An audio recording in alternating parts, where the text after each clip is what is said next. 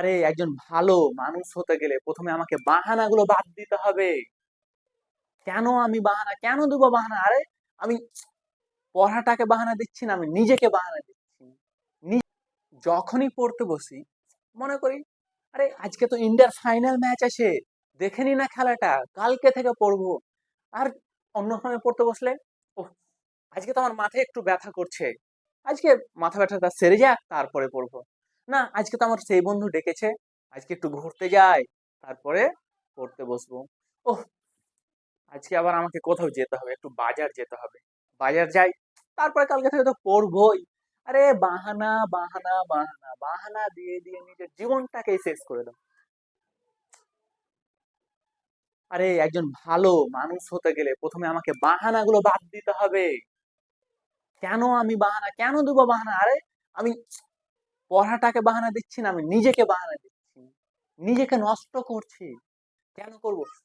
আচ্ছা, যখনই ভাববা যে আজকে কি ফাইনাল ম্যাচ আছে ইন্ডিয়ার, আচ্ছা তুমি ফাইনাল ম্যাচ দেখে আমি জানি আনন্দ পাও, আমিও পাই, কিন্তু তোমার পড়াটা আগে বাবু, আগে পড়া করবা।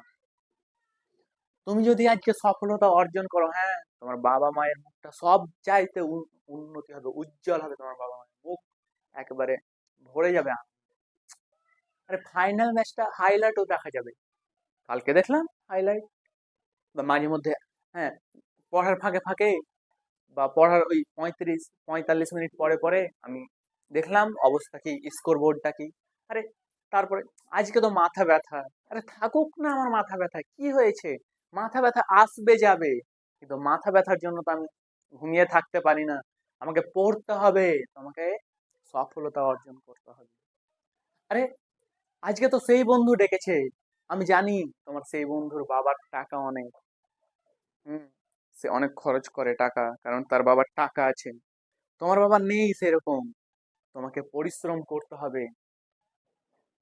আরে এমনও কোনো বন্ধু আছে আমার, জানো, যার বাবা চাকরি করে, ঠিক আছে, কিন্তু সে টিউশন পড়ে, আমরা যে যতটা টিউশন পড়ি সেও পড়ে, এবার শেষ মুহূর্তে দেখছে 2 মাস বাকি আছে এইচএস এর, হুম, তখন সে কি করলো, তার বাবাকে বললো বাবা আমার এটা সাবজেক্ট অসুবিধা, তার বাবা কি করলো, তাকে সেই সাবজেক্টের একটা স্যার লাগিয়ে দিল হোম টিউশনে।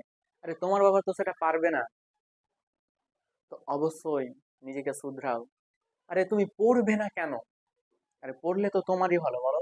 তুমি কি পড়াকে ফাঁকি দিচ্ছ না, তুমি নিজেকে ফাঁকি দিচ্ছ? আগে ভাববা, জিনিসগুলো আগে ভাববা। আরে বাবা মা তোমাদের জন্য কত কষ্ট করে, বাবা মা, তোমার মা যখন রান্না করে জানো তখন কি মনে মনে করে, বলে বলে যে হে সৃষ্টিকর্তা, হ্যাঁ, প্রয়োজন হলে তুমি আমাকে সেই আগুনে পুড়াও, কিন্তু আমার ছেলে মেয়েকে সফলতা দাও।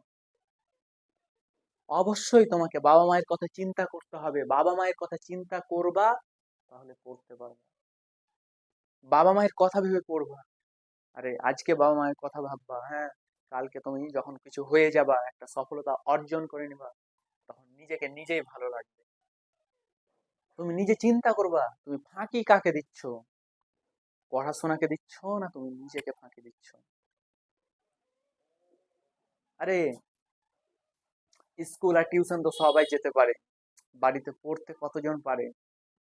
বাড়িতে ভালো করে পড়তে বসে, হ্যাঁ, স্কুলে টিউশনে গিয়ে স্যারকে পড়া দিতে কতজন পারে? আমি জানি 95% ছেলে মেয়ে সেটা পারে না। 5% ছেলে মেয়ে বাড়িতে পড়ে, স্কুলে পড়া দেয়, টিউশনে পড়া দেয়। আমি কেন পড়বো না?